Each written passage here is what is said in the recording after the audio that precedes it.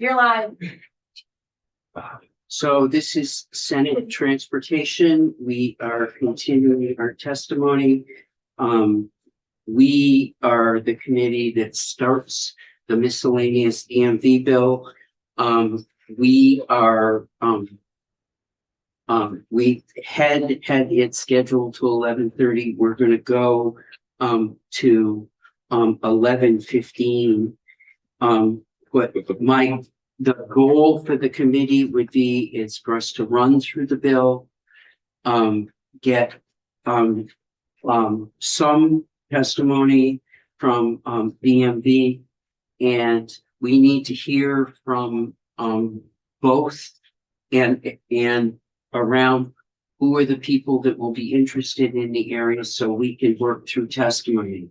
I'd like to put this as the priority in the next week to get this in shape, to get this moved along.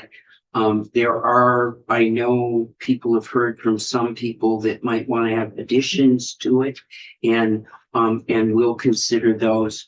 But the plan is today to get an overview and get started and figure out who we should get in here to testify and what other things we might want to talk about.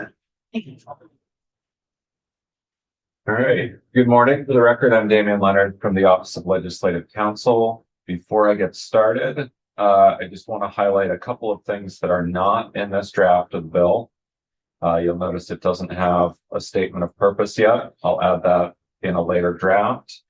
I also wanted to highlight that there is some updated language regarding commercial driver's licenses and electronic signatures that arrived after I had sent the bill to the editors. So that's not incorporated yet. So when I get to those sections, I'll highlight that. DMV has also asked for some changes to their rulemaking authority, some exemptions for certain rules that they currently have to go through rulemaking for. That is not in the bill. I specifically asked that not to be in the bill, to be drafted in an amendment form. So the committee, if the committee gets the will of the committee, we can add that. But in our authority as the legislature, part of the only authority we have in the rulemaking process is to go through that. So I can see us asking government ops what they think about that, and the members. So I thought it was a little different than just small change. I guess I'm misunderstanding. What is the exact change? Can you say it one more time? So right now they have to go through the administrative rulemaking process under the Administrative Procedures Act. It takes about 8 months. Just from the introduction of the proposed rule to the final adoption. It can be quicker, but it depends on how much public comment, how many changes, and that's after you propose the rule. So before that, you have to develop the rule. So it can take an agency up to a year, and you can imagine that for certain things, agencies may like to have more flexibility to move more quickly, to not have to go through the full notice and comment process, and to work in a more streamlined manner. We've allowed this in certain instances for various reasons. For example, with our multi-state lotteries, we allow them to go outside the rulemaking process to update the rules for Mega Millions, Powerball, and Lucky for Life. Because when the rules come down from the multi-state lottery organization, there's a 60-day turnaround. And otherwise we have to stop selling in the state. But it's rare that we do that. But it really is about legislative authority versus administrative authority, and comes under a big broader umbrella, and it will be up to the committee to decide. It's drafted in amendment form, but not in the overall draft. So we'll just have the conversation. And I'll tell you my thinking, if, for example, we wanted government ops to look at that, I wouldn't want them to have the whole bill. But I would like to give them the amendment to be able to, the thing that is specific to them, Yeah. comment on. That's why I asked that it not, that it be, but it will be up for the committee to make a Okay. decision. Thank you. Okay. Good thinking. And along those same lines, there was language proposed by DMV relating to DUI. That the chair asked to kind of treat the same way so that judiciary could Could begin comment to on look the at- amendment yeah. and not have to go through the whole bill. Okay. Right. So. Okay. With that behind us, the bill in front of you, I've broken it up by broad subject area. The first section deals with non-driver identification cards. The big change in this section is to, provide that if you get a non-driver identification card, so this is not a driver's license, just a state ID, you can't have a state driver's license at the same time. So those are the changes in there. So if you currently have a driver's license and you're getting rid of it, you have to relinquish your driver's license. And otherwise you can't acquire a driver's license without relinquishing your non-driver ID. And I thought we already did that. And I assume, Chair, this is just a walkthrough of what it is, you don't have like discussion, we'll have that when I'm totally flexible and I want to get through it. I want to start, but and if you've got questions, we can take this up. So ask your questions. Okay, I just wondered why, but actually maybe that's a question more for Dan. Well, they can put that on their list. I've got them here, so after Damien goes through, we can, okay. Yeah, and I'll say I've talked to DMV about these sections, but I can't speak for the why or the background to it. Yep. And so I think I'll go through and highlight the bill. And then I'll let them answer questions about why and what they're trying to address and so forth. The second section relates to operators licenses. And this is an area where you'll likely also want to hear from Department of Corrections. It relates to individuals who are incarcerated for a period of 6 months or more, who hold an unexpired license or had a license that expired not more than 3 years prior. They could now apply for a replacement license, and then as part of reentry planning, this would be basically with reentry planning. So when they get out, they have a replacement driver's license or non-driver ID as appropriate so that they can basically re-enter with an ID or the whatever driving privilege they've had prior to that. So there is a fair amount of language in here that you'll want to go over and definitely hear from subject matter experts on. They have to provide proof of Vermont residence, mailing address upon release. I don't know how easy it is to provide that. This would be something where Department of Corrections can provide more information. We should put corrections on the list and have them, Yeah, yeah. Um, Got it. yeah. And then there's a requirement in here that DOC and DMV would coordinate to issue these licenses, assuming proper documentation and so forth. And that's another question too. How easy is it for an incarcerated individual to provide the necessary documentation? Okay, go ahead. Thank you, Mr. Chair. On this piece, I'm wondering if we could also hear from either like Dismiss House, or that's who they are in our area, but they're essentially like the group that when someone is leaving incarceration and they need a place to live, they are a transitional housing. So if there's another Is there an association? yeah, I bet there is. Yeah, and I can check on that. That's great. If you Yeah. could Yeah. get the association for that and feed the name to Megan, we'll get them on the list. And section 3 does the same thing for learner's permit. And it provides that if you had an unexpired learner's permit or one that expired not more than 2 years prior, you can apply for a replacement learner's permit at no charge. And it's again for individuals who are exiting the correctional system. So it's probably detainees and sentenced people. They're individuals who have been incarcerated for a period of 6 months or more. I don't know enough about our Okay. correctional system to be able to speak to exactly who this would capture. Okay, there are detainees who are there for much longer than 6 months. Okay. Okay, so thank you.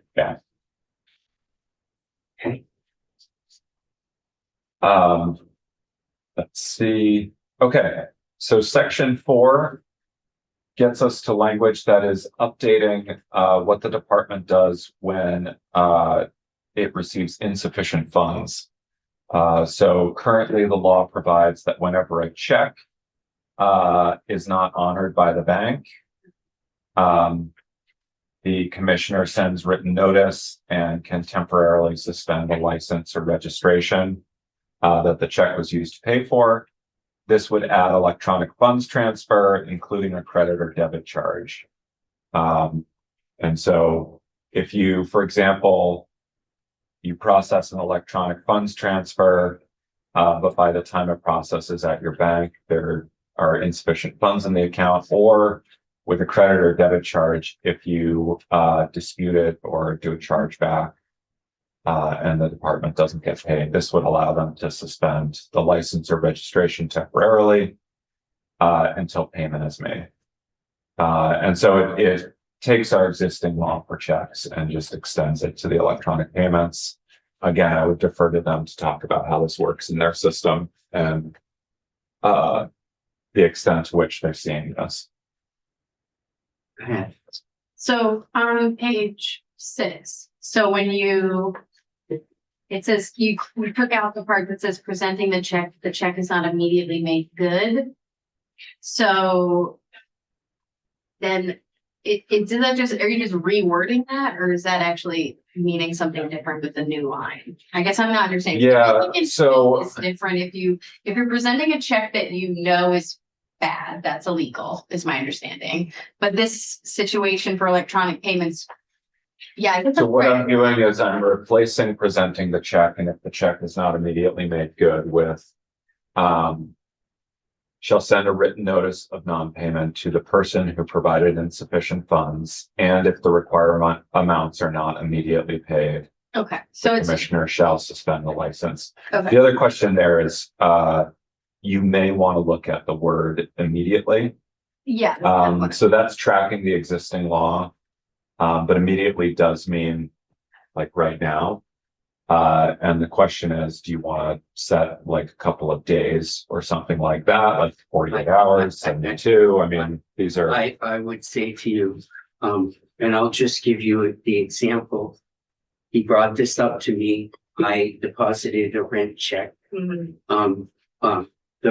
My representative in the house is my tenant. And she brought her rent check in, and I deposited the rent check electronically with my phone last Friday. It was, I don't know what time of day. Are the funds available yet? They came available this morning. Oh, yeah. And in that, the one piece I have about this is if somebody's trying to do the right thing and they're trying to register and pay, there are a ton of people that are out there that don't even try to register their cars now. And if somebody is caught between a bank that is moving slowly and the agency, and I'm a little buffer, and I'm saying this for DMV to hear. I don't want to treat somebody that's trying to do the right thing. I want to be, Thanks. a little, because that check that Damien did hit the bank this morning. And you saw me deposit it last Friday. It did. I did, so. Okay, so I'm just putting a circle on that. Yeah, I'm not opposed to talking about this, but sometimes when they say electronic, they aren't all as fast as. Yeah. All right, so in section 5, there's a couple of things going on here. This is the license plate section. So last year, you'll remember there was a proposal to go down to 1 plate. This would repeat that proposal. And so that proposal is in here. It requires the plate to be securely attached to the rear of the vehicle and takes out references to 2 plates. It also adds in new language. So currently we require that number plates shall be kept unobscured, and that the numbers and letters shall be plainly legible at all times. This adds language providing that the numerals and letters on the plate shall not be colored, tinted, or changed in any manner from their appearance at the time it was issued. And the plate shall not be covered in any material or substance that changes or tints the color of the plate or the numerals and letters on the plate. Sure. Go ahead. Where did you get this language? I wonder if this would cover all the instances that people would cover their plates to avoid license plate review. So, good question. I took the language, based on suggested language from the department, with some modifications that I made to it as I drafted. But this is not, to my knowledge, based on another state, but the department may. I'm seeing head shaking, so. I'm interested in states that use a lot of automatic traffic law enforcement, like New York, have tried to deal with this, because you see a lot of efforts to avoid paying tolls, like bridge tolls, which can be quite expensive in New York. So there's the incentive to cover your plate that looks normal, for like sometimes it's just like clear, but it's kind of like these things you have your computer where you just like the way the camera gets it, they can't actually see it, or the Right, at an glare. angle, Yeah. Yeah. So I would want to be more specific if need be on that. Okay. Like kind of the opposite end of the question is if I have dirt or snow, like, and I'm not trying to obscure, You didn't put the dirt. I didn't put the dirt and snow on tape. Yeah, exactly. I feel like the wording kind of says by any material or substance that changes or tends to. Right, so one of the potential things that you could say is shall not be intentionally. Yeah. Yeah. And then I would rewrite the whole subsection there. And I would defer to the department, but that's something we can rewrite in there. Briefly, I can tell you that New York, in New York, if you unintentionally, say you're parked somewhere and there's a snowstorm in your town, your rear plate's covered up, it's your responsibility to clean it. Your car has to be perfect up. So you might run against that here. Yeah, and I know that for a fact. It's like I have. Yeah. Thank you for testing. Yeah, So are you saying that when my road's muddy in the spring and Joan's in her dress clothes and she drives down the road and somebody stops her and says, "Yeah, I can't read that plate," that Straight to jail. ooh, I know. Now we're gonna fill the whole conversation. And Yeah, it's the last thing you think of when you come out to a car with a foot of snow on it. You want to get your windshield cleaned up and all that. However. yeah, but yeah, most of Colchester's blacktop. I live on a dirt road, and the first thing she said to me when she moved from Michigan is, "I got to get rid of this Volkswagen and get something that's got more ground clearance because we can't get down this road." Sorry. If she gets a ticket, I'm in trouble.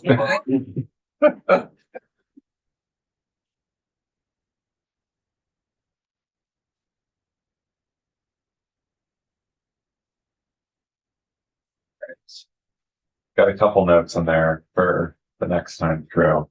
Other changes in here are just either cross references or just for technical changes.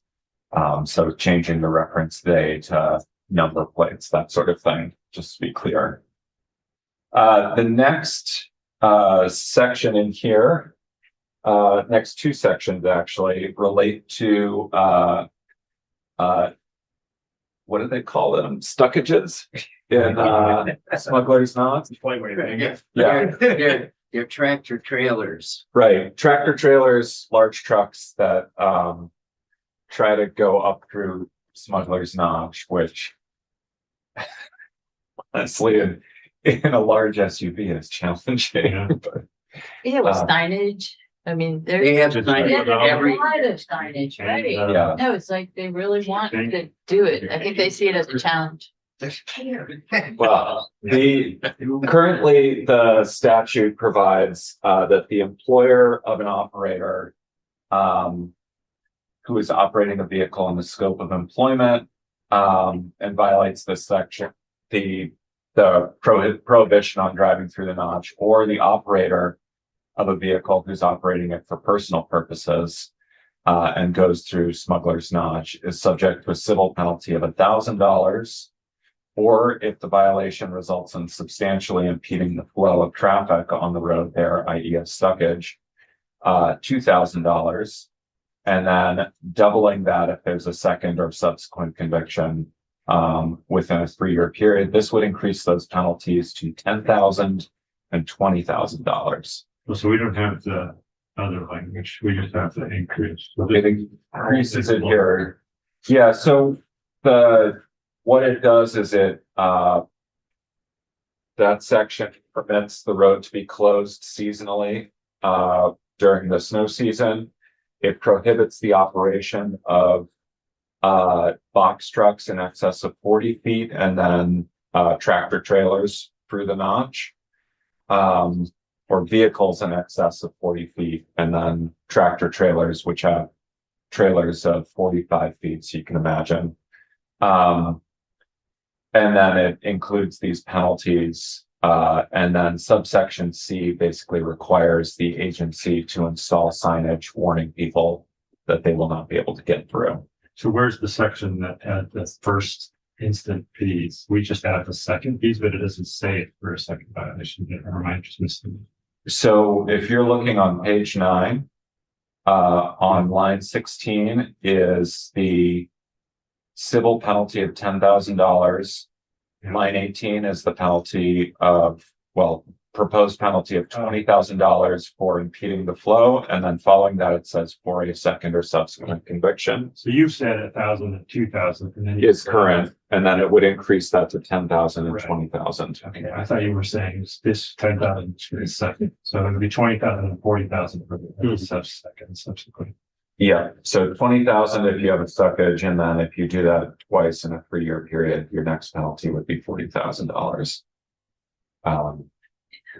So, Which, go ahead.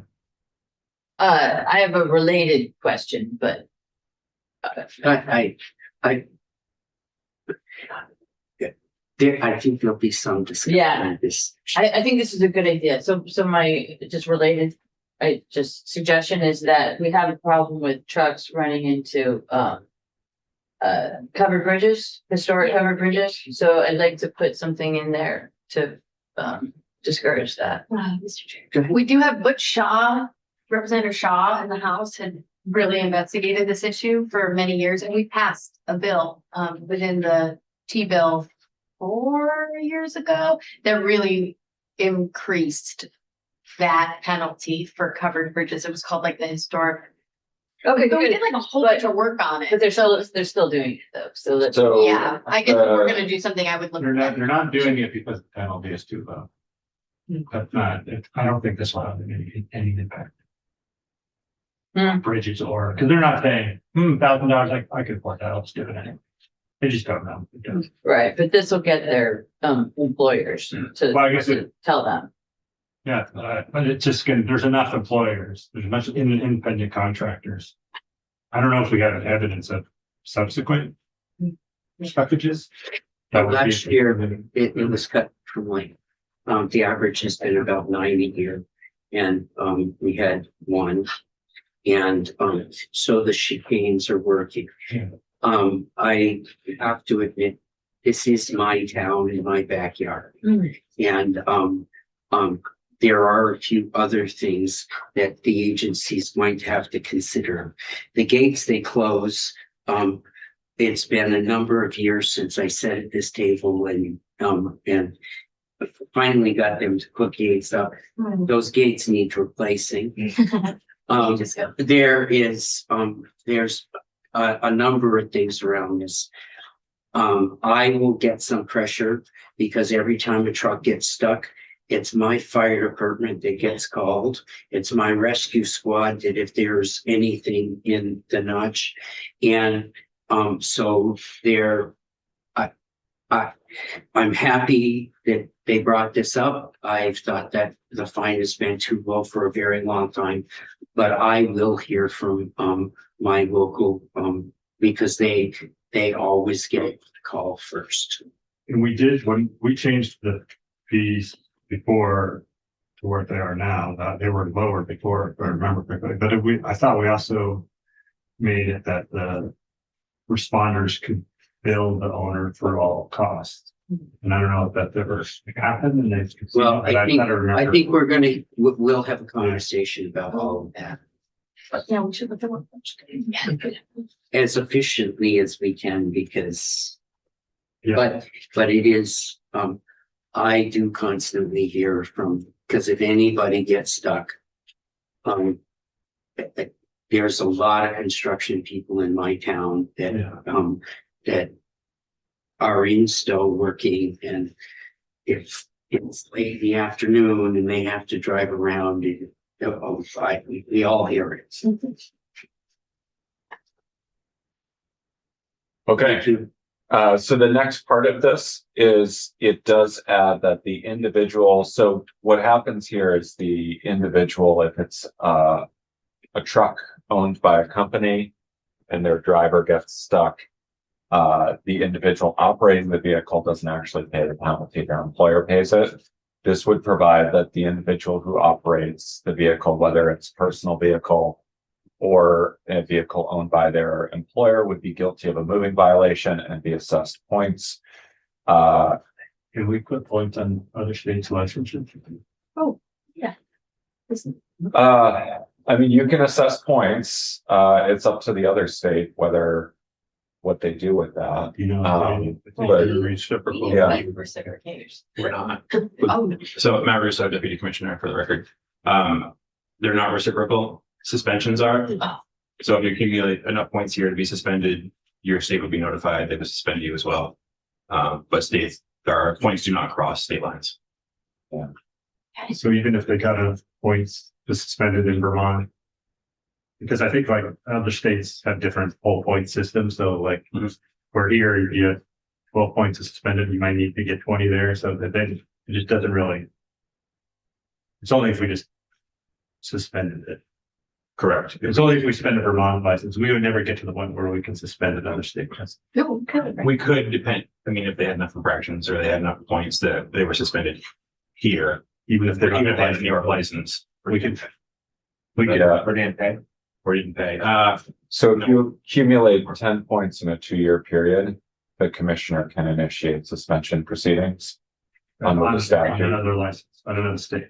Yes, yeah, so you can suspend the privilege of operating within Vermont or the license to operate. Right. And so, and then the actual procedure for doing that, so at 10 points, it's a 10-day suspension, 15 points is 30-day, 20 points, it's 90 days, and then it increases by 30 days for each additional 5 points beyond that. So the suspensions are not particularly long initially, but two stockages in a 2-year period, and you could have a suspension proceeding started in Vermont. So, Thank you. and it specifically does say in that statute that it's not just an operator, it's also the privilege of an unlicensed individual or non-resident to operate a vehicle in Vermont. Yeah. So. All right. And so this would assess 5 points for that violation, which is pretty steep. It's not the highest points assessment, but it is up there. You know what the highest one? There is, I know it's 8 points for 30 miles an hour over and above the speed limit. And I think there are a couple that are 10 points, and I can't remember what they are off the top of my head. Like gross negligence or something. Yeah. Driving in the school zone. That's a little lower, but No, that's done in tiers, because if you're going so much over, it's one thing, but if you're going, I can't remember but and then it really, And I believe for a second really violation, goes it gets steeper too as well. yeah. So 10 points is negligent operation without the owner's consent, failure to stop when involved in a crash, and attempting to elude a police officer. And then you get, if you're the speeding 30 miles an hour over and above the speed limit, you can be assessed 10 points instead of just the 8 if you result in a crash that was the fault of the speeder. And then, but yeah, there are 5 points is 20 miles an hour over the speed limit, failure to yield to emergency vehicles, illegally passing a school bus, texting in a work or school zone for a second or subsequent offense, junior operator using a portable electronic device in a work zone or school zone, second and subsequent, and then use of a portable electronic device, second and subsequent. So. In Colorado, you get, but here we take the No. the other way around. Colorado, you start with point, then you get them taken away. And here we assess them. Yeah, When you run out of points. That's interesting.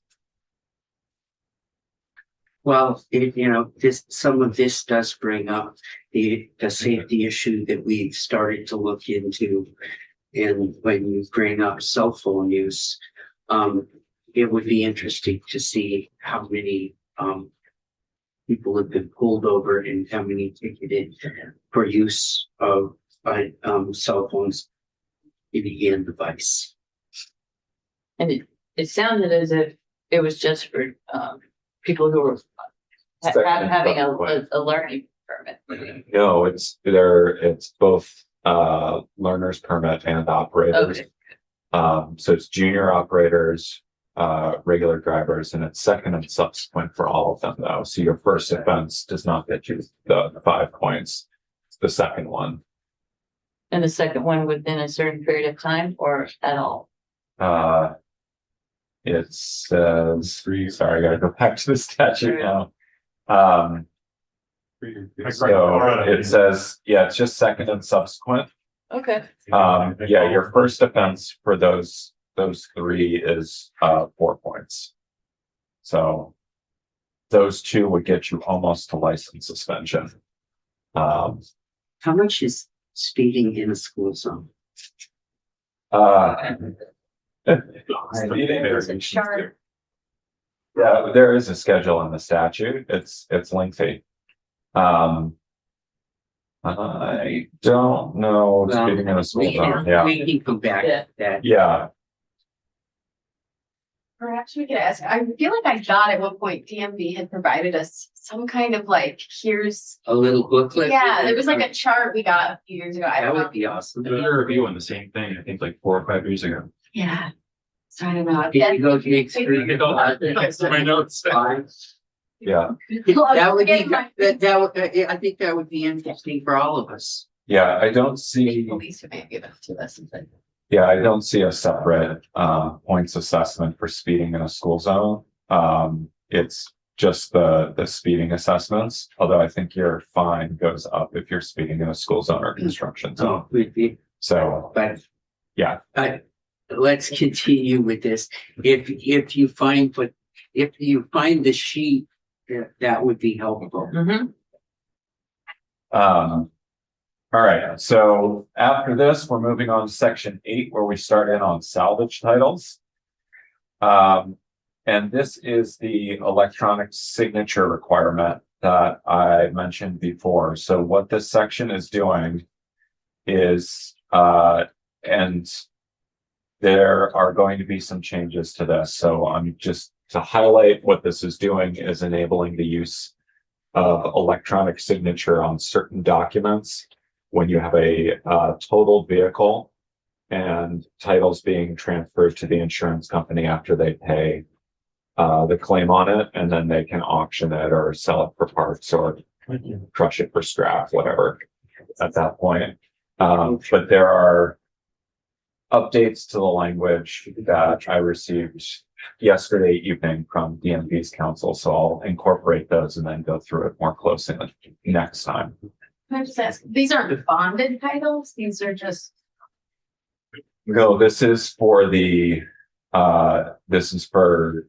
transfer of title, basically from the owner to the insurance company after Okay. they've totaled out the vehicle. Yeah, so it's a vehicle that's a total loss. And there is a separate procedure already in the statute if they can't obtain a certificate of title from the owner, that allows them to attest to certain things after a period of time trying to get the title with DMV. This is just supporting electronic documents. My understanding is that most states have some sort of electronic signature language available. And we are among the remainder of states that are considering it.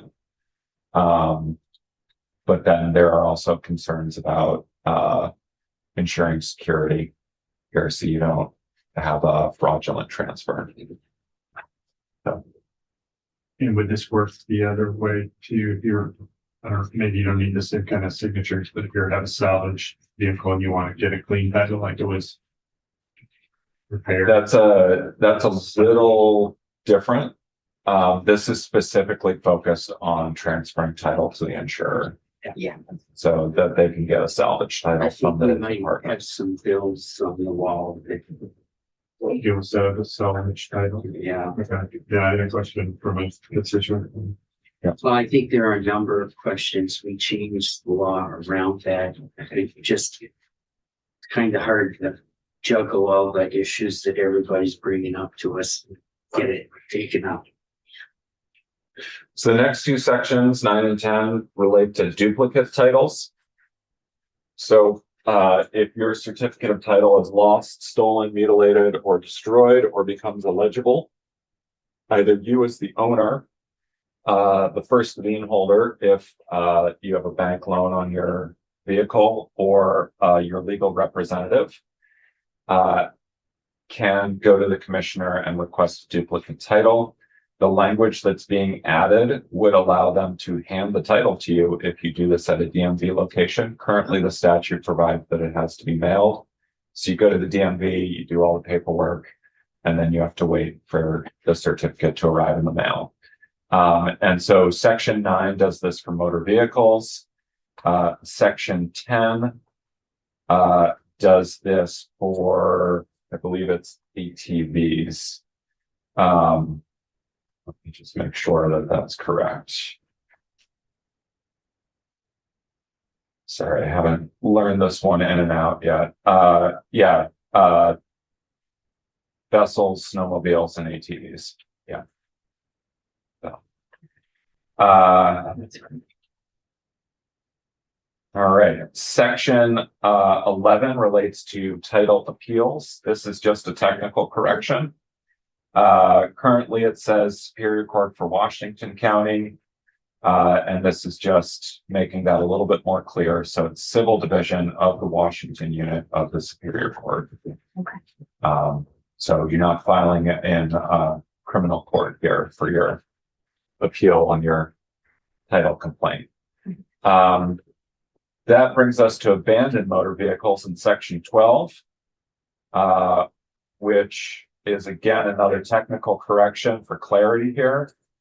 Currently, the sentence provides that no certificate of title is required for a vehicle owned by a manufacturer or dealer and held for sale, even though incidentally moved on the highway or used for purposes of testing or demonstration, or used by an educational institution for driver training purposes, or a vehicle used by a manufacturer solely for testing. And this just breaks them out into some paragraphs. You can kind of see what each one is.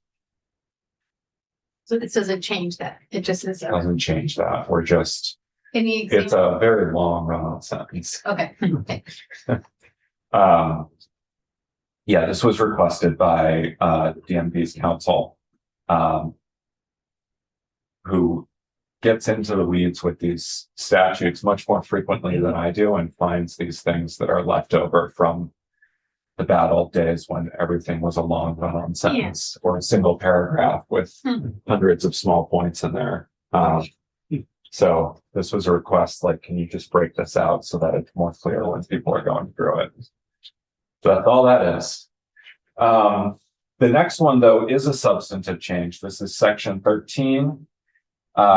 This is the fees for towing from public property.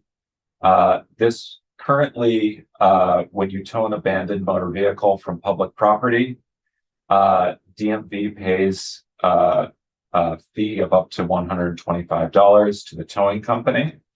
This would allow the fee to also be paid to a state agency upon the state agency showing proof that they have paid the towing company already and they're seeking reimbursement. So, and I'll let DMV talk to the specifics of why they're requesting this. And they can explain the current situation and why they're requesting this change be made. But that would essentially be a transfer between state agencies. So you just be moving money around on the state's books. And that brings us to section 14, the diesel fuel tax. This is, let's see, there's some renumbering we're doing in here, just breaking out subsections. So that is not a substantive change there. And what we've done is, and we've changed one cross-reference to reflect the renumbering, and it's to try to reflect that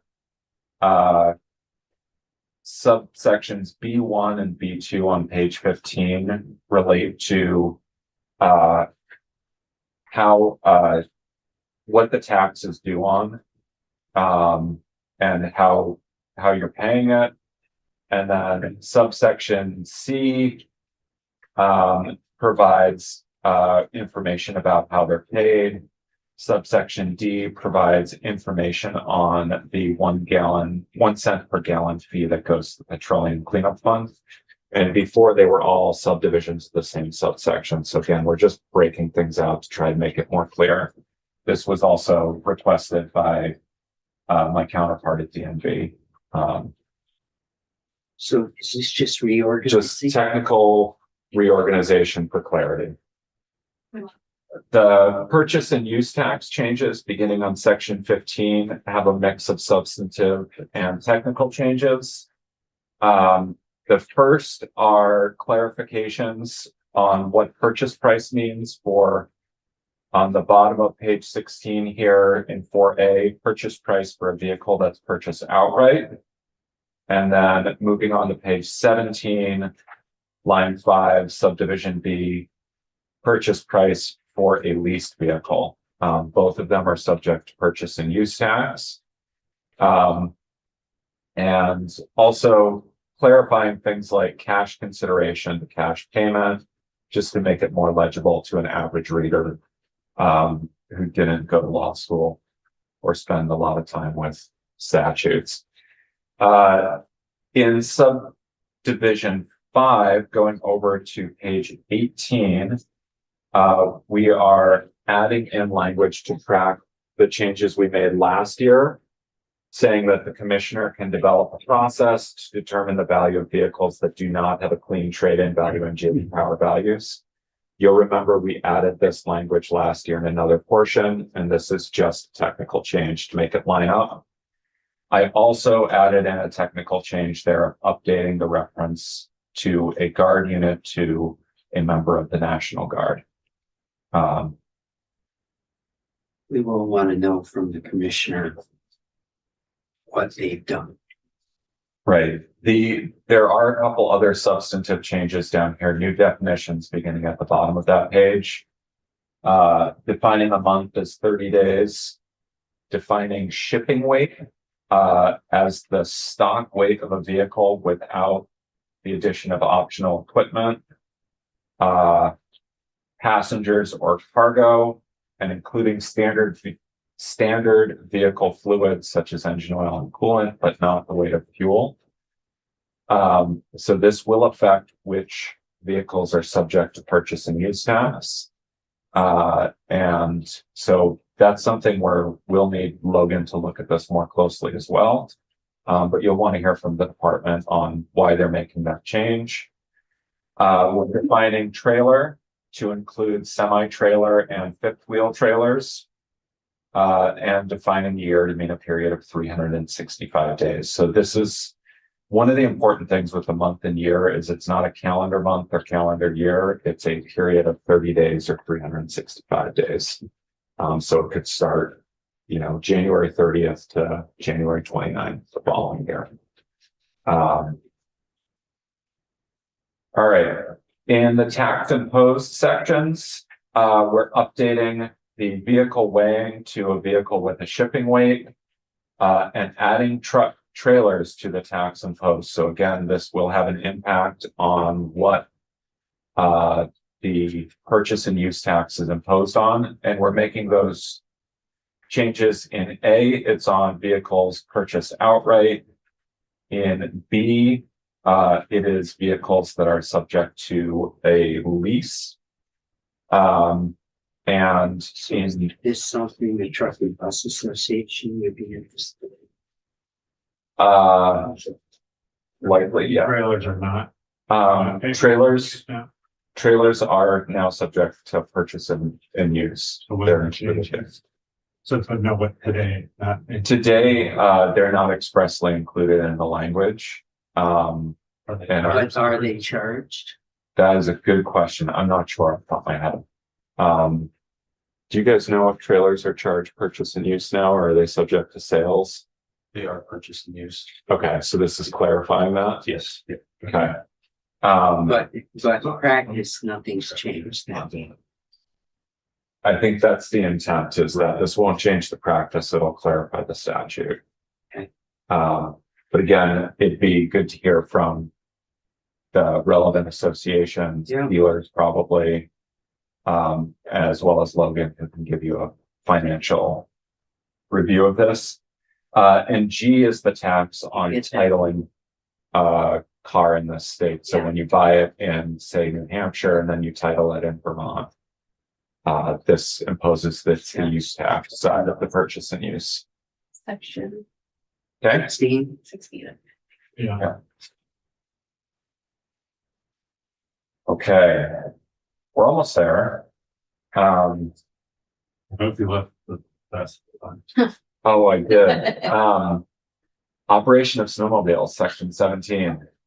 Or snow machines. Skidoo. Skidoo, sledding. Anyway, I won't expose how much of a flatlander I am right now. We already knew that. It's pretty obvious. But anyway, so this addresses the penalties for operating a snowmobile that's not registered in the state or doesn't have the appropriate trail sticker on it. Currently, it's a penalty of $135 for each violation. This would increase it to a penalty of $450 for a first offense and $500 for a second or subsequent offense within a 3-year period. Does Bass get this money? This money, I believe, goes to the state. I don't believe it goes to Bass, but. I can quickly jump in on that. Yeah. Andrew Collier, Commissioner DMV. So this was a vast reached out to us. This is their initiative. They found that, sorry if I'm jumping ahead either too, but, the trail maintenance, sticker is less than the fine, and they're finding people are willing to risking a fine than get it registered. So this is language directly from them. So we'll want to have Vast in. Yeah. Go ahead. On this point, I'm not seeing anything that, well, I just have questions about, and maybe it's for the DMV later, but I also understand we changed our reciprocal relationship between New Hampshire with some of that. Like it used to be that you could go to New Hampshire if you had a Vermont pass, and you could go to Vermont if you had a New Hampshire pass, and we've ended that. So it's my understanding, I don't know, but okay, maybe you haven't, okay. But maybe we'll just have that. Something. Okay. Vast we know. Because I had You still that. pay for the VAS sticker, but you can show your New Hampshire registration. Okay, Okay. You might be thinking about the opposite. I think New Hampshire might have done.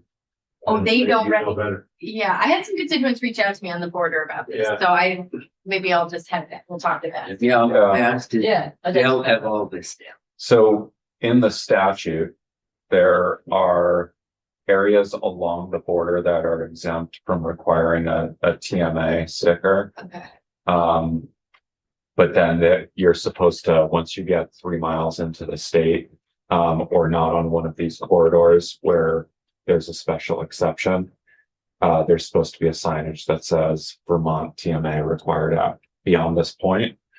And then Okay, beyond maybe that point, so that may be some of the confusion there. And then there are, so for example, up in Essex County, there's an 18-mile corridor to and from New Hampshire,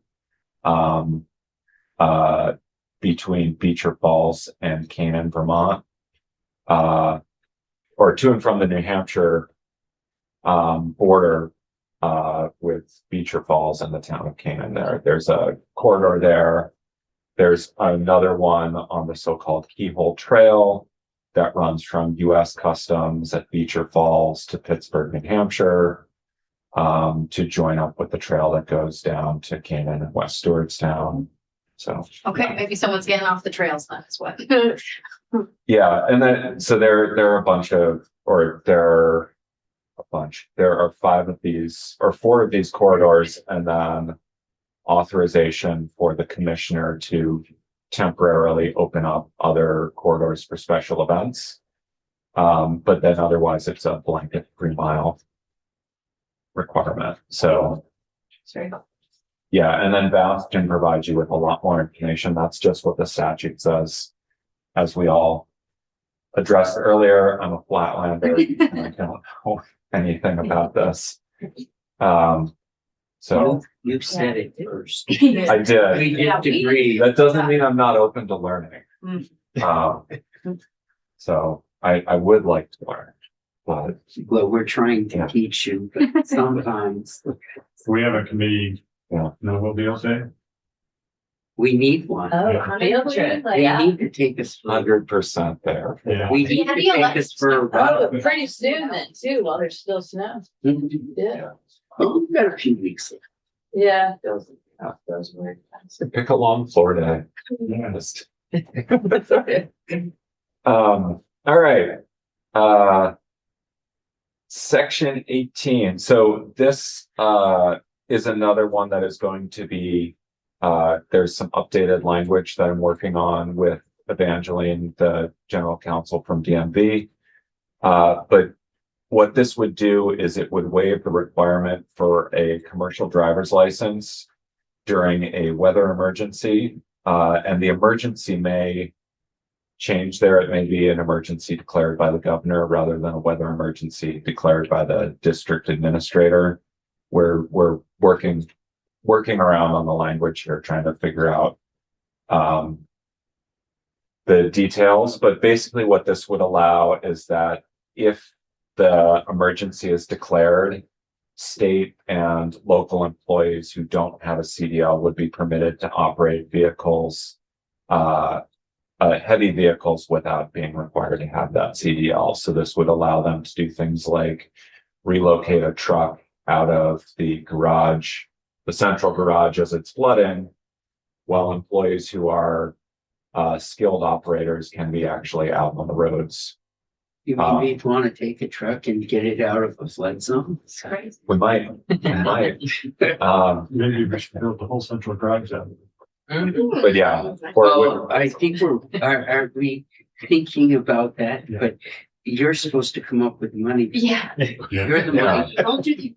I saw the sign for it the last time I went up that road on the turnpike up there. Yeah, there's a sign where the pull-off is. But It does looks this like a say nice future to come in this lifetime? Yeah, 26,000. What is a snow mobile? so this is a heavy truck. I don't know how heavy a snow plow is, but It's over that. I'm guessing that they clear that. I'm seeing heads nodding. Okay. But yeah, this is a semi-trailer size vehicle and up. It's not the first time that Yeah. somebody without a CDL would get in a truck.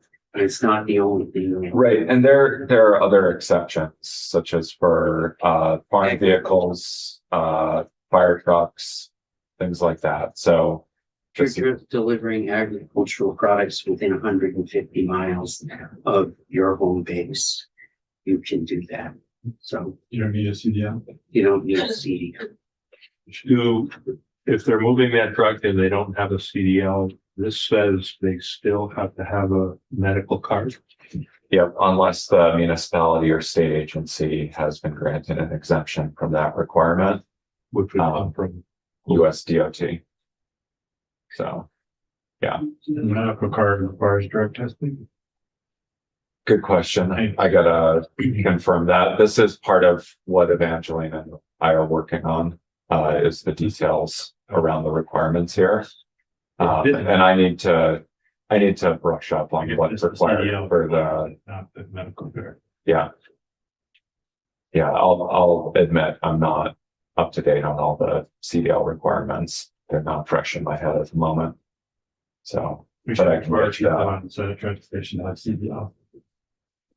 That'd be fun. I'm okay. Yeah, if you pay. At least a motorcycle license. Yeah. Well, if I, A training. if I want to deliver hay off the farm, I know you, I can go up to 150 miles. yeah.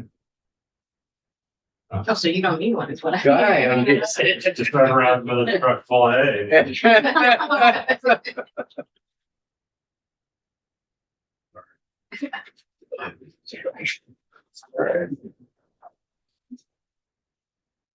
So you just have Section 20. I think so. Section 20. There tonight. Yeah.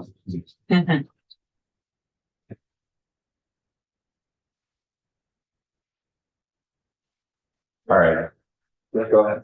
Is this, I know you do still have the effective dates, but Oh, I have one more you section do? actually. Oh, that's 19. my apologies. That's okay. Section 19, is, so the first sentence there on line 8 is just making the language of the fee provisions here. This is what's required when you apply for a CDL or a commercial learner's permit. The first sentence, I'm just making it consistent with the other paragraphs here because it says the application shall include the following. So the applicable fee instead of just listing what the fees are. And then the substantive change is adding a 1-year fee for non-domiciled commercial driver's licenses. So these are folks that are not residents of Vermont. They may be here on a work permit or other visa that allows them to work in the United States. And this is creating a 1-year fee for those non-domiciled licenses. That is $40. As you So are we're talking likely about non-domiciles, non-Vermont. non-Vermont. Yep. Yep. So this could include both the non-domiciled CDLs that are creating a lot of controversy at the federal level right now, where they're changing the requirements. If you're not a US citizen, it can also include folks who are just not Vermont residents, not domiciled here. And DMV can talk about this more. But this is, one small change, right now because the federal requirements are currently on hold, while there's, some litigation, going on around that. The effective date right now is just July 1, 2026. That can of course change. As I mentioned, I'll be making some updates. And then I think there's discussion about what else might go in the bill and so forth. I know I've been working on various projects for some of you, about potential language and so forth, but that's up to all of you to discuss. Thank you, Mr. Chair. On that point, I think it's mainly a question for you, is how do you want us to approach if I have two bills on the wall that I'd like us to consider in the DMV bill, the inspections bill, and then the cold. I know our legislative council doesn't necessarily think it's a DMV miscellaneous thing, but I think we have miscellaneous in there. And it's a cold water flotation device bill, so I'd like to see if we could consider those two. And then I have an amendment that's, I don't know where it is in drafting, but around the mini trucks. K-trucks, and that's not a bill. So what would your process that you'd like us? I asked Megan to schedule the inspection next week. Okay. The other two I hadn't, we'll. Yeah. But that one we will do. I think the first thing I was thinking is we take up the inspection issue next week. Right. We hear from, DMV's got 10 minutes to get started. I think we started with a list for other, VAST and all these groups to come in. We'll get them scheduled and then the other two issues we'll work in, but I have suggested to her that we start right up on Tuesday. With, so we'll work them in. And then there is, I will tell you that I haven't had a chance to read it. And this is for you, Commissioner, too. The lobbyist for the car manufacturer in Milton, they have some language that tracks what California did, because I know, and we haven't had a chance to sit down. Yep. It's my plan to put that on the table because we had some interest in here about that last year, but we'll get it all worked out. We'll get them on the schedule. Okay, so should we be thinking that next week is the time that we'll start to take testimony on those sections, or? Well, I plan on taking testimony next on the inspection issue. I thought we'd move into the other issues on here and we'll see what the end of the week looks like. Okay, You yeah, know, I'm trying to build the schedule around next week being anything that would be considered in this. And we won't get it done next week, so it'll spill into the week after, but we definitely take those issues up. because I've got folks, so I'll tell them that we're thinking. Yep, and you want to get those names all to Megan, so we can work them into the schedule and get them. Good morning. Thank you, Chair. Good morning, committee. Andrew Collier again, Commissioner DMV. I know I'm short on time, so I guess I'll ask. I'm sorry that, Oh, and that's what this is gonna flip into next week. yeah, absolutely. But for right now, if you could do a couple of highlights, and we get who are the people that we should have in, for example, the towing piece, what other places in state government are gonna, Yep. and so if we could just, it would be helpful for us to start the schedule, and you'll be in first thing next week to pivots on each section, just the way that Damien just did. Absolutely. The first one comes to mind, right, since we're on towing versus the abandoned vehicles. Chris Herrick from the Agency of Transportation. Okay. He's the lead over there. Reference max tax, I know you had mentioned the Vermont Truck and Bus. I would also say Vermont Auto Dealer Association, or Yep. VEDA.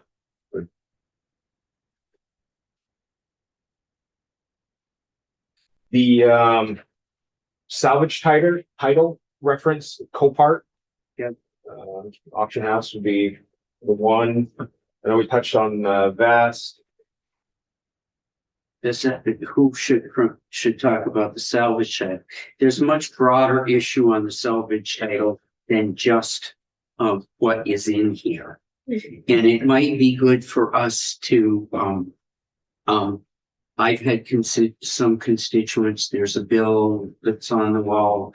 I know that some changes have been happened within that area. We might want to brush up on. Okay, that trying to think. Reference the language we have in the bill. That was Copart themselves had reached out to us and we worked with them. The greater salvage. Trying to think.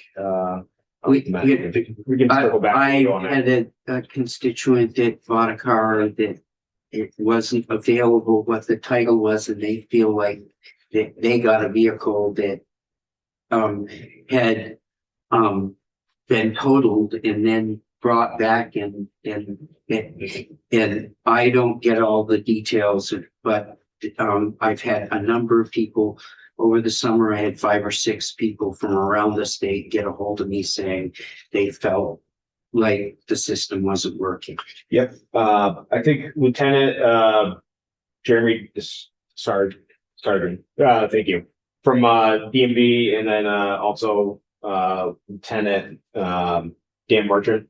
Dan will also kind of copy over into when we talk about inspections as well. Maybe, are you talking about bonded? Like they should get a bonded title. They can't get a clean title. That's right, right? Isn't that normally what Those it is? are 2 separate things. Oh, okay. Selling process and rebuild process is separate from getting a bonded test. Oh, it's completely separate. I mean, So- there are times when they get a bonded So title at the same time. So it might be good for us to understand what Yeah, the I guess. difference is between a bonded title and Yeah. so we can, but I've had some people that bought vehicles that felt like they've been taken. Yeah. So I don't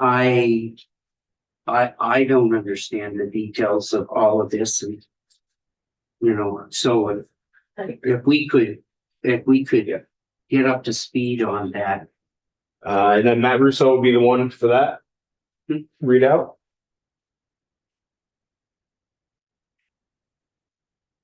I know we touched on corrections. Nancy Prescott referenced corrections. The IDs would be our subject matter expert on that. Got it. And Is it's a that quick it? question on that. How did that come to your attention? So we currently do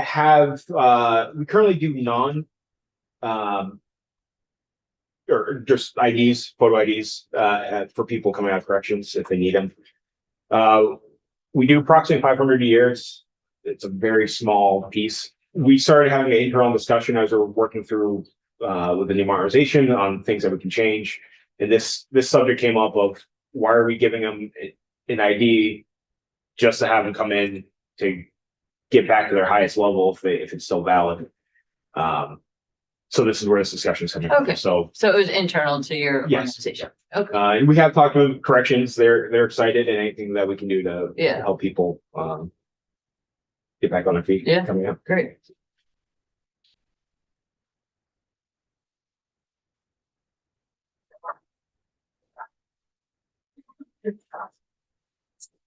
And then the display of plates, I just wanted to touch on quickly on that. We should have law enforcement in on that. And my first question comes up because this is this coming and from across the board, and is law enforcement going to agree with DMV? So possibly, I guess it depends who you speak with in law enforcement. I think as the committee knows, I'm still a certified law enforcement officer. I see this just as administrator. We have not enforced this law since Hurricane Irene. I know I mentioned that last year. there's last year we pulled the numbers. I think there was just shy of 190 tickets written on this. The majority were just from one town in southern Vermont. So it's not a Was it Wyndham County? I don't know. I think it starts with a D, the town. Oh, okay. But and then There is a T town in Wyndham County. It is, but they don't. They have a sheriff. I think it's on the other side of the Green Mountains there. So that's probably Bennington County. Dover, yeah. Oh, no, Dover. Okay. Oh, right. That would make sense because of the tourists. So there's that piece. We have been speaking with the treasurer about the Vermont Green, and I want to be very clear. DMV and the administration is supportive of Vermont Green. So when we talked So about that piece, we may want to take the whole issue of Vermont Green up in conjunction with this, because I'm not clear. We've heard that there may be a proposal from DMV specifically, but the administration broader about this. I'm not sure what would raise. I'd like to see them be able to raise money. Vermont Strong was very successful in people out there selling plates to allow that to happen. So I'm not really clear what the best way to do that. absolutely. And I know we're going to speak a lot on this, and that was our take both from the DMV side and the administration is let's take DMV out of the game of special plates, except for what we already have. And I have numbers there, and we don't do a lot. But it gives organizations, all organizations, whether or not it's visiting nurses, UVM, Vermont Green, anyone, the whole front real estate of a license plate. It gets us out of trying to manage that. And So we'll want to have the overall discussion about it. It also came up in here about, are we favoring one single team versus other teams in the state? So in conjunction with this, how do we have an overall discussion about that? If you could help us think about that. This may be a vehicle for that. The bill may be a vehicle for that, but how do we have an overall discussion for this committee to make a decision and better understand what the options are? absolutely. I think, as you said, first off, I think having law enforcement at the table, having organizations that would benefit from if they were able to sell their own license plates and generate their own revenue. You want to be ready to have a specific conversation about that bill, what your proposal might be, and all of that sometime in the context. That may be later next week, that may be, but I'd like to be able to have a conversation so this committee makes the decision about all of that and makes a decision on what vehicle makes the most sense for us to send this through. I do realize that if it's a miscellaneous DMV bill, it's probably going to end up going through in the end, and there's no chance of it getting waylaid someplace. An individual bill that can happen, but there's a lot of support for that idea. I think we just want to have Absolutely. get all of it out on the table. Absolutely. Understood on that. And then just the lesser piece within that section, that's section 5, is the tinting of Vermont license plates. That's a big one. I just want to make the committee aware. That's the kind of loophole in statute, and it's kind of taking off right now here in Vermont. And that's I don't want that to be drowned out by also the conversation where because it's part of the section 5 and 511 front license plate, but the tinting of the license plates is something we're seeing, and we're just seeing an avenue to enforce. Go ahead. So when you say tinting, that's what Senator Persh was talking about, where there's something that doesn't necessarily So It's not people, obvious, but it does obscure it. no, this is the obvious. So this is the, people are going to local businesses that do tinting and covering it, so the numbers are legible, but they're making it pink, purple, Oh, just for fun, not for Yeah. the not for, tolling or something? I saw a car the other day that had all the green part. They had all black matte car, custom, and then they blacked out all the green part. And then the white letters were still there, but all you could see were the white letters. yeah, and that's the loophole, is we've tried looking within the statute to see. It doesn't specifically say anything about how we furnish the license plate, not having that changed, or the color of the license plate. So if you can help Megan put together a piece to have discussion about all of those issues. Yeah. I'm sorry to tell you, Yeah. it's time to review the room, at least for No today, problem. and we'll have you back. Thank you. Thanks. Enjoy the cold weather. If you could, the quicker you can get something to have about all that discussion.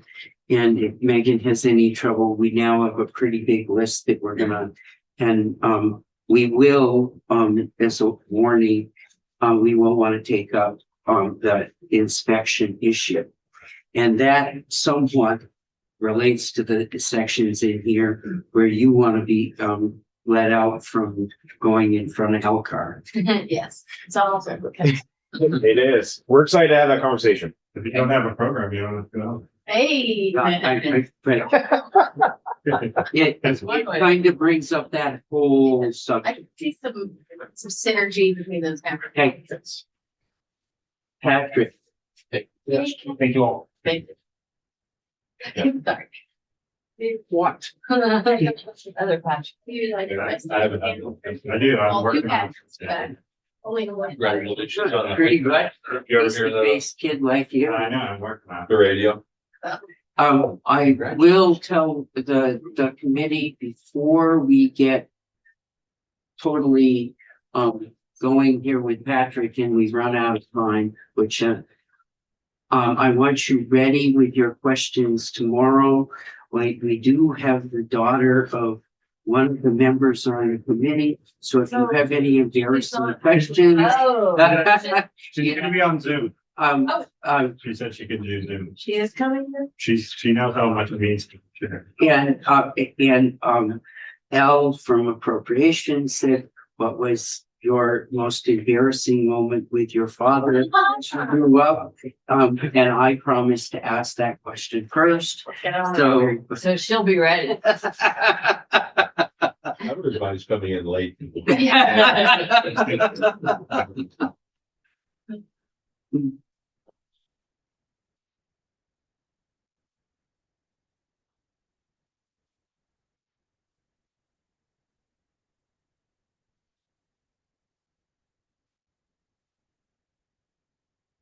Good morning, Mr. Chair, members.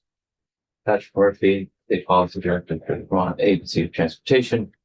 Back here today to go into a bit more detail now that you've had a chance to hear from a number of states who are working in this space, and who and other providers who have worked in this space. I'm sure there are questions that have come up, and then I just recognize that, of this committee, I think Senator Perchlik was here when this concept was first introduced to the committee. And so, getting a little deeper into some of the decision making that happened as part of our stakeholder process, and answering any questions that might come up through that. So, if a number of your speakers over the past couple of weeks have mentioned shamelessly stealing from other states, and so this table came from, I think, Utah, and have just added comparison of what is being proposed for the state of Vermont. CAM is commercial account manager. So that is one of those key differences from a number of states that we've not proposed. Okay. Having a third party commercial account. Andy, Would you point out if there's anything in that Vermont proposed column that would need like change, because we already approved the program. Right, is this what you're proposing this year, or this is just what the program is already? This year will need statutory language that you all adopt to actually implement a program. What's been passed in the last couple of legislative sessions has been just directional language. This is what we would like you to begin working on. This is what we authorize you to begin working on, but we don't have actual language in statute to implement the program. But are the proposals you've made when we've talked about in the past the same as in the column, or have you made some changes? No, this is roughly the same as, what we proposed. The other piece, that we talked about in the last meeting was just that we did, procure services at UVM, Transportation Research Center. They will, in the next, couple of weeks, be able to come back to you with a report on considerations for, designing the fee itself, the rate setting, and which will help inform the language that you all well, adopt. they're gonna make a recommendation that somewhat brings up earlier this week, and I think you were probably watching, the consultant that we use that set up the different blocks. Yes. And here's how you work through the process to make the decision. Yeah. And we, as I understand it, went through that process with them. That's correct. And it would kind of be helpful to us to, not in a long way, but in a quick way, understand how we fit, what blocks we did. Yep. And that will give us up to a point in time, and they kind of have the going, if we ever decided as a state to go forward, they kind of have a path laid out. And where the decision, UVM in that path will make a recommendation, more than likely having picked out the different blocks that we should use in a path.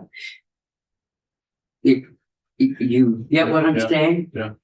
So we definitely went through a lot of process to be able to get to our initial recommendation, which was found in the legislative report in 2024. But there are a number of different ways to get there, and so UVM might have a different methodology for you all to consider that gets you to roughly probably the same rate, similar to what we've proposed, but it might have some differences in how it's arrived at, and then that translates differently, of course, into statute.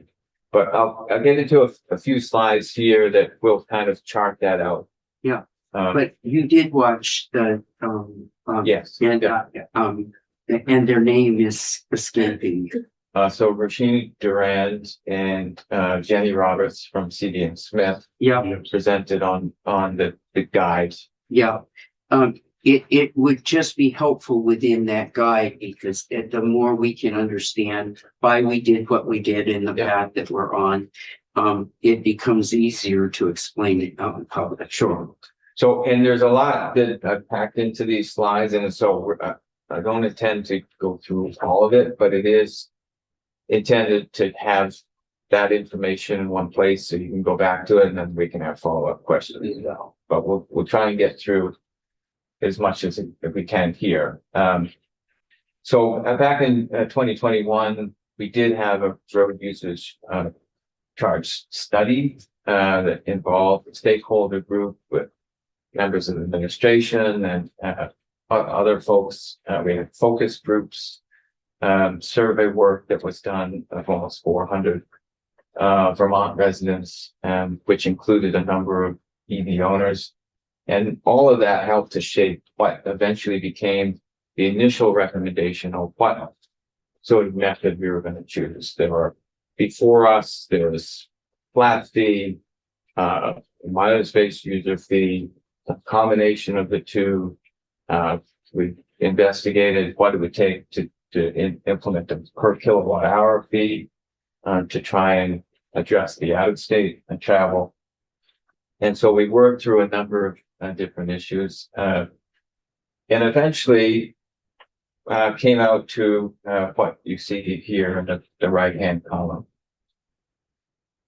So this is a slide I definitely did steal because I had to be animation.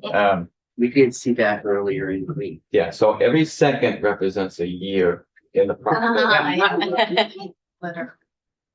But we did benefit from these other states and the work that they did. So I heard that some states, have been working on this for 20 years. The agency has generated a number of reports over the last couple of decades, for sure, but has really been concentrated on this as a viable proposal since 2021.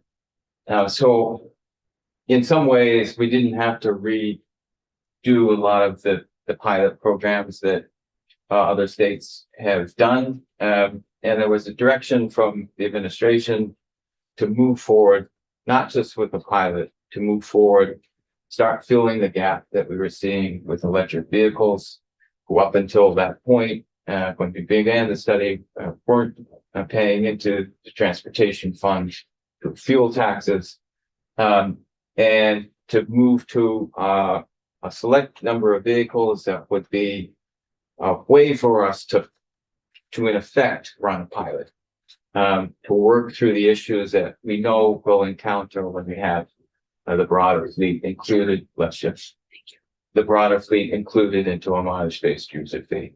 And so the direction was to move more quickly, also based on the investments that you all have helped to make in DMV's core IT systems. So the $50 million or so to really upgrade all those systems makes this possible in a way that wouldn't have been if we still were using, the 50-year-old mainframe that we had. So that last phase launched in November of this past year, and it set us up well to begin to focus now on developing this fee for January of next year. So there are some key differences between the programs that you all have heard and what we're proposing to do. First of all, ours will start as a mandatory program for battery electric vehicles. Hawaii sort of has a phased-in approach. The other programs are very much voluntary, and you could see the implications of that for their success. They're still working on things 20 years later. It's in part because, there's much more to do to be able to incentivize people to participate when it's a voluntary program. It changes the way, for example, in the next bullet, how a flat fee is paired with the mileage-based user fee.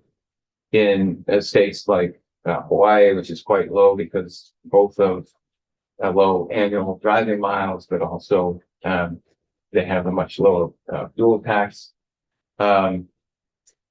It's pegged at $50, but the other Utah is rather low, as well as Virginia, and it's to encourage people to participate in the program because they think they can save money.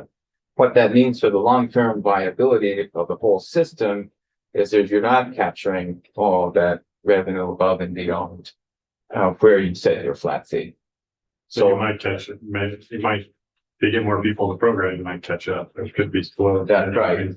But it's the dynamics of it make it very difficult. The other thing is that a number of states use the commercial account managers, and you heard from a few of those. Those costs are generally in the double digits. You heard from Virginia up to 40% administrative costs. That was a key piece of why we thought it best to start with what we had. Manual odometer readings at the annual vehicle safety inspections. And so that's one of the primary drivers of how we came to that as a starting point. I think it's important to recognize that what we're proposing isn't what we see as the end goal. And it's a beginning towards being able to introduce a mileage-based user fee in a fairer way to the rest of the fleet, but then things will need to evolve, especially as you scale up for the rest. Did I miss what you said about the cap there, about the 98%? Did you say? So, in explaining about where you set the flat fees, and that's also subject to legislative approval, but where you set the flat fees important, and in terms of how you're actually capturing that incremental revenue that isn't being now captured by the gas tax. Yeah, and Virginia did 85, so. Well, what do you mean except for default flat fee? So what we propose for sure is in the absence of a reconciliation of the registration process, odometer readings collected at the annual safety inspections, reconciliation of the registration process, and at that point, if there's a call for the data on this particular vehicle and there's no vehicle inspection found with any odometer reading, then it would just default to a flat fee before you could proceed to renew the registration. And so that necessarily you want to be able to set that at a high amount so that it's encouraged that you go out and get your vehicle inspected and we're able to obtain those odometer readings. The 98%, that would be the highest 2% driver's miles. Is that Right? Yeah. So you can see here in the graphic below, in our road usage charge study that came out in 2022, some of the costs were modeled, and very clearly the administrative costs were higher for a more technology-based system.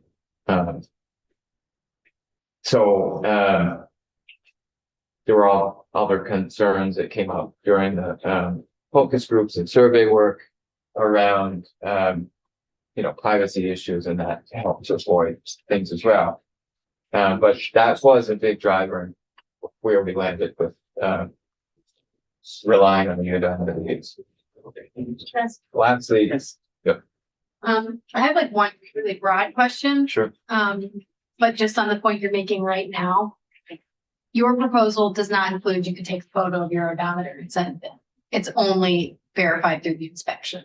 As far as I know from DMV's perspective, that is a possibility that people will be able to have a photo capture of their own odometer readings. The final reconciliation would be against, the odometer reading at the inspection. But that as you go, you'd be able to, so it more closely mimics the way But- people pay the gas tax. Just as a follow-up, initially, the plan has been to do it at an inspection, but it might grow into a place where that's part of for me, the blocks to making the decision going forward, what you choose. And that's, Our system may now be able to support that. So that's what we're working through now. What we would not jump right into for sure is using plug-in devices, in-vehicle telematics. Those are more complex, and that's what drives up the cost of the program. thank you. I really appreciate that flexibility and thoughtfulness in this design. And that's kind of my bigger question, which is one of the things I'm having a little bit of trouble reconciling is like what our role is in program design. We spent a lot of time over the last 2 weeks hearing about program design, and I have strong thoughts and opinions about even some of the things here. But what I'm understanding from the beginning of your presentation through your proposal is that you have already kind of identified where the program is going. And I'm not sure how we relate to it, like where our decisions would be We have to made. approve the link. So you're gonna be presenting us final language, Mhm. and then each of these components will be outlined in it, and we are gonna be able to tweak it as we see fit. Yeah, and so it's important to recognize that this is being proposed for electric vehicles only, and that's where. Well, and then my question would be to you, as we're working through this. And we're continuing to see gas tax and combustion engine. And therein lies the overall question when I keep asking, where do those lines cross when we get out, even if we got back purchase and use, if we did, under the scenario that has been presented to us, when do those lines cross? And should we begin to consider expanding this beyond just electric vehicles? And my question to Patrick would be in that I think our go live date is next January. January 2027. Would it be possible to begin to expand off of what we've done? To include combustion vehicles or move beyond just electric vehicles at that point?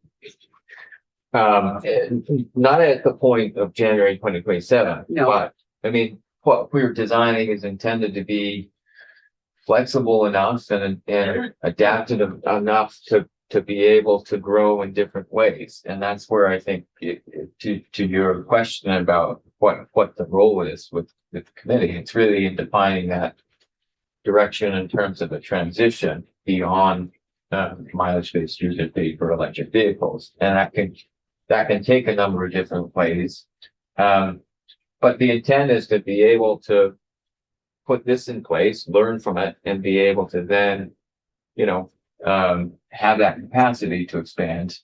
I think one of the first areas we would look at is definitely, the medium and heavy duty electric vehicles. But then our initial road usage charge study was a much longer title than it was for electric vehicles and other highly fuel or for electric and other highly fuel efficient vehicles. And so there are key considerations that you want to tackle before moving to the plug-in hybrids, conventional hybrids, and even more fuel efficient gas vehicles. But that's all a part of the work that we're doing. So we have a federal grant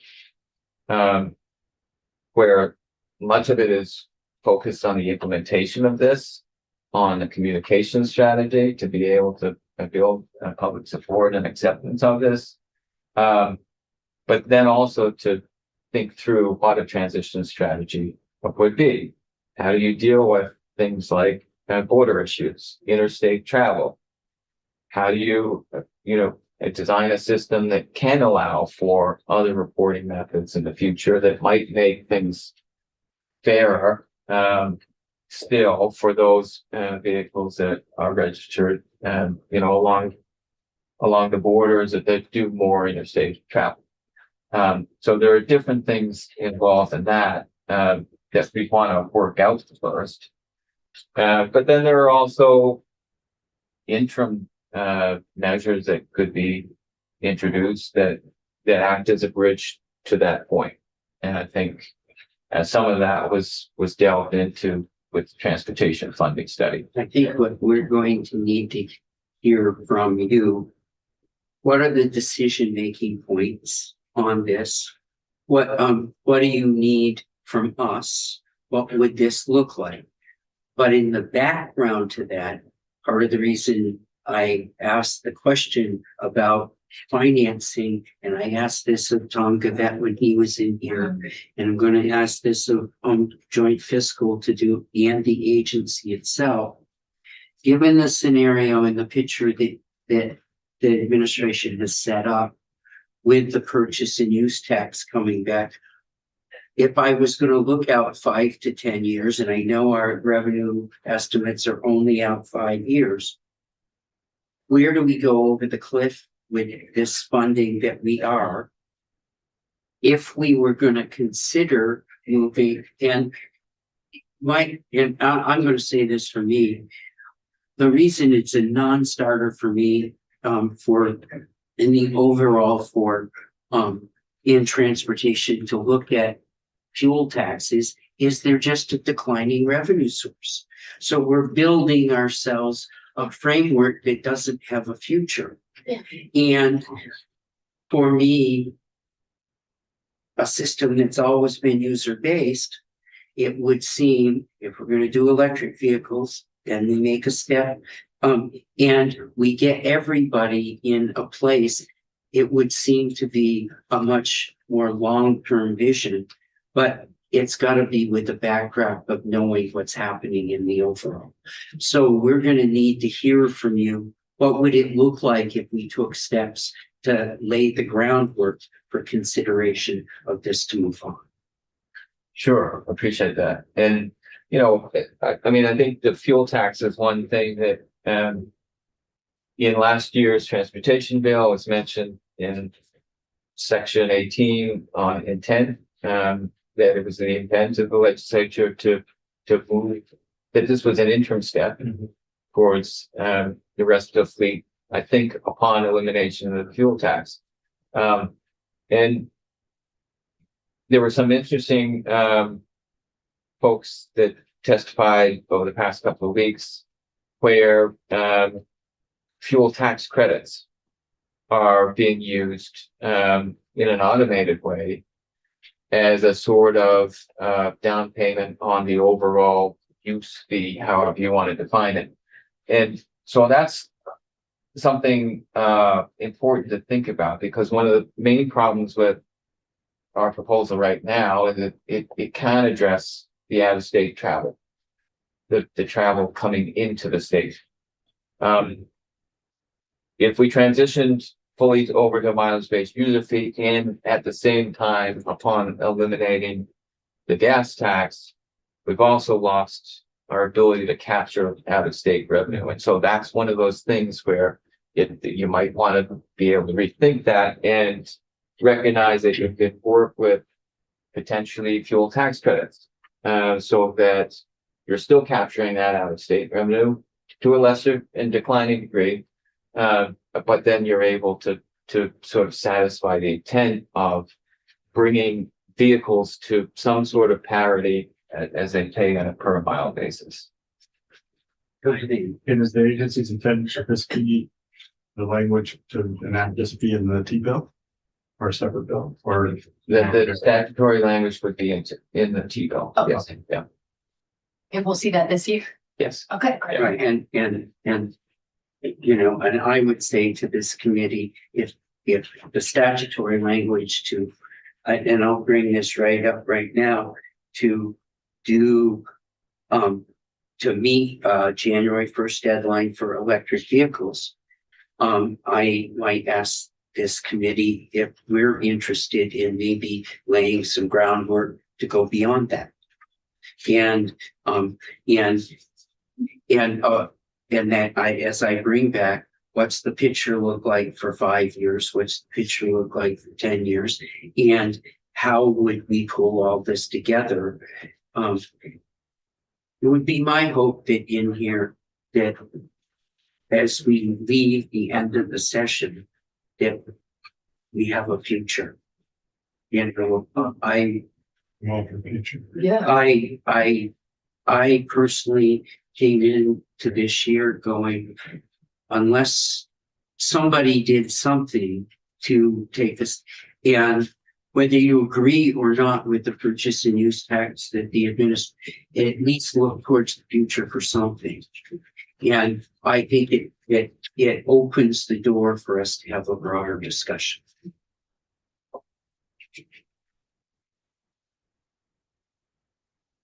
So this is getting, Mr. Chair, to what we would, I think, hope to see, sort of using some of the what's been laid out in the guide.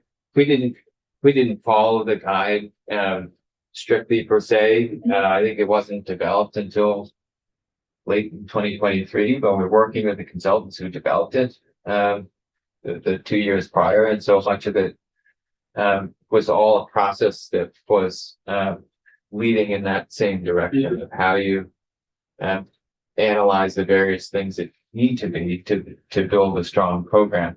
And ideally, you know, their experience here in Vermont helps to shape, that guide itself. So we did have a feasibility study that went from 2021 into 22.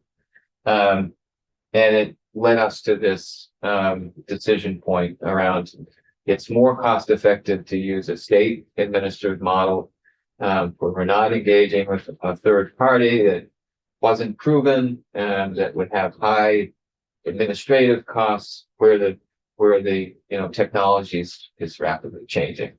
And so we had systems that we could build off of. And I think that is a key piece to our system, is that it's built to be simple, but to be able to evolve and become more complex over time. So we did meet several times throughout that fall, and came to some shared goals around what the road use charge study should do. You've seen this before, but it was important, bless you, in guiding the work that led to that decision around which direction are we going to go in. So it's intended to be revenue neutral to allow for sustained EV uptake. And then there were all kinds of focus on making sure it's an equitable and fair program, making sure that people would be able to more closely replicate what the gas system is for people, so that you don't get hit with a big outlay. That was a big concern with just a flat fee option, how inequitable it is, how it would fall on the folks with the lowest incomes, and how it wasn't as reflective as mileage-based user fee, obviously, of the impacts to our roadway network. The ease of administration. So this will all be incorporated into what DMV is already doing. They're issuing registrations, administering fees all the time. And so this will be incorporated into sort of business as usual, which helps keep the administrative costs low. And then the last bullet is really around making sure that what we do now allows us to grow in different ways in the future. So nothing that we're putting in place precludes us from using other reporting methods. We're building a system in place to be able to accept data from whatever source it might be, and then appropriately generate a fee based on the registration information and the vehicle data for the odometer readings. So you've seen this slide before. One of the things I emphasize is that the timing of all of this also came right after the adoption of the IIJA, which provided more funding to states who had not yet received funding to be able to move forward with the program. So we used federal research funds for the initial part of our work at an 80%, 20% split, where other states use a lot of their own funds, or the earlier programs, the earlier iterations of the strategic innovation and revenue collection were all at a 50-50 split. So we had investigated that early in 2021. But then once this IIJA passed, we were able to get full 80% and will for the implementation of this program.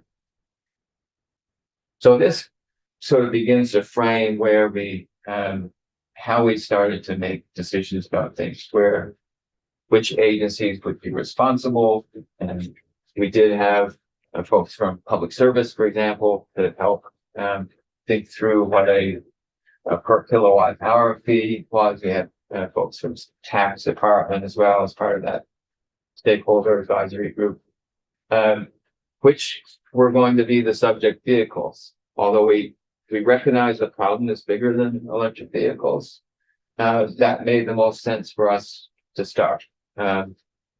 Because it is a smaller group of vehicles and because they weren't up until that point paying anything for road usage charge. The rate setting, we went through a couple of different iterations of that. We worked with CBM Smith on some economic forecasting, looking at the different models. There were 7 scenarios to see, where were the break-even points and how much we would expect, what the capping of flat fee at certain amounts due to revenue projections in the out years. And that's how we got to a recommendation in the legislative report. The choices around reporting methods was very clear in terms of the costs that we looked at across the states.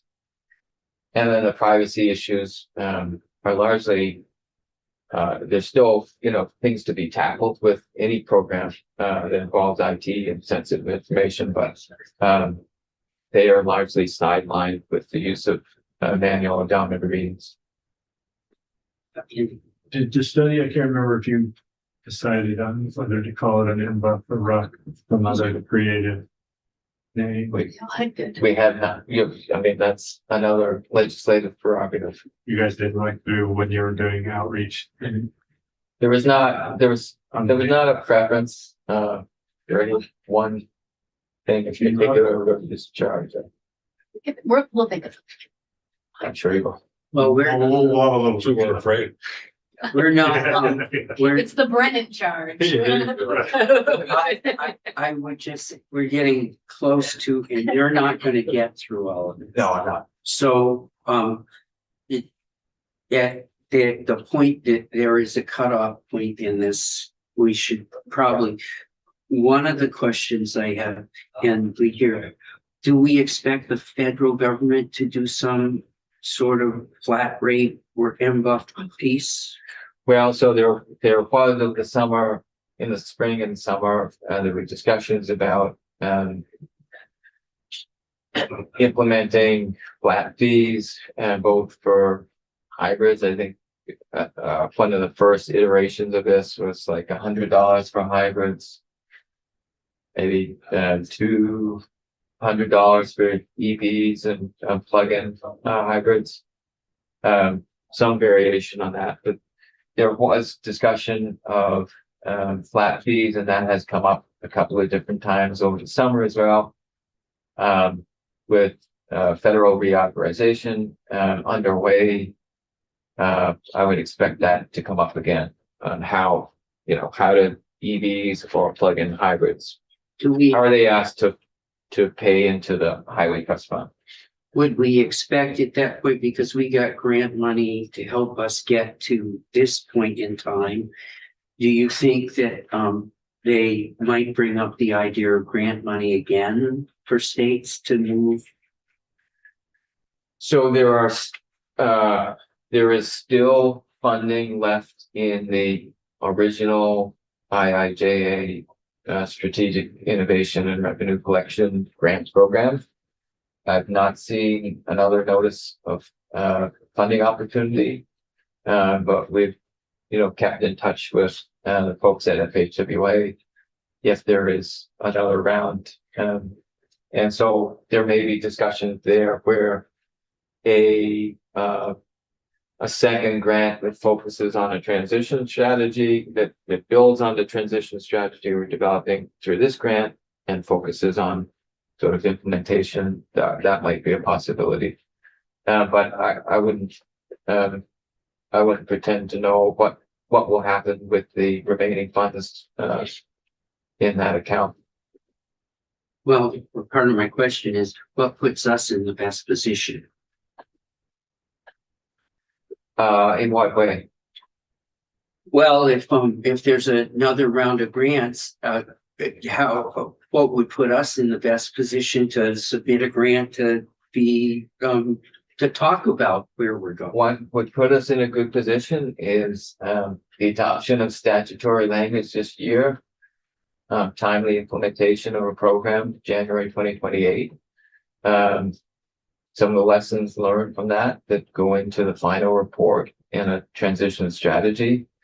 And then some sense that this model could be replicated elsewhere in order to support other states and potentially the federal government with its ideas and in raising revenue for the Highway Trust Fund. And I think that is a key piece that we have to work out is interoperability between states. And in New England, we've thought, there is,